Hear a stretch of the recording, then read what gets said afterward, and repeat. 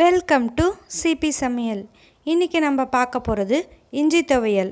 அதை எப்படி செய்யுதுன்னு பார்க்கலாம் வாங்க. அதுக்கு தேவையான பொருட்கள் என்னென்னு சொல்கிறேன்.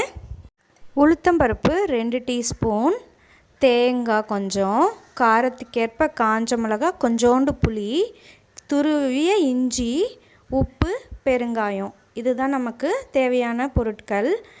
வாணலியில் எண்ணெய் ஊற்றிக்கலாம் கொஞ்சமாக. இது எல்லாமே நம்ம வறுக்க போகிறோம். வறுத்து அரைக்கணும். நம்ம இதை உளுத்தம்பருப்பு சேர்த்துக்கலாம். காஞ்ச மிளகா காரத்துக்கேற்ப சேர்த்துக்கோங்க. புளியும் சேர்த்துருக்கேன் நான். அதோட இஞ்சியும், நறுக்கின இஞ்சியும் சேர்த்து எல்லாத்தையும் பொன்னிறமாக ஆற வரைக்கும் வறுத்துக்கலாம். நம்ம இதை இஞ்சி துவையல் நம்ம செய்கிறதுக்கு 10 நிமிஷத்துலேருந்து 15 நிமிஷம் இருந்தாலே போதும். இப்போ நல்லா வறுபட்டுருச்சு. இப்போ இதோட தேங்காய் சேர்த்துக்கலாம்.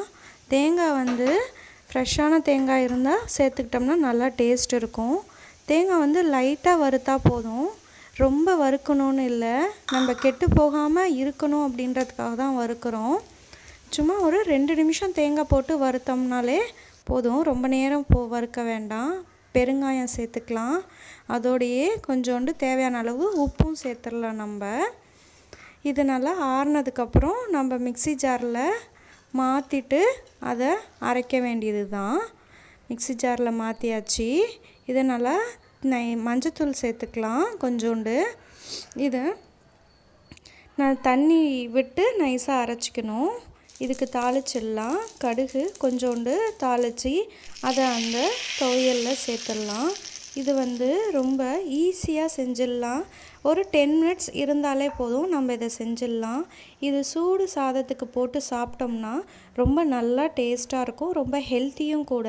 இஞ்சி இந்த பீரியடில் சேர்த்துக்கிறது ரொம்ப நல்லது நமக்கு, ஆன்டிபயாட்டிக். இந்த வீடியோ பிடிச்சிருந்ததுன்னா லைக் பண்ணுங்கள், ஷேர் பண்ணுங்கள், சப்ஸ்கிரைப் பண்ணுங்கள்.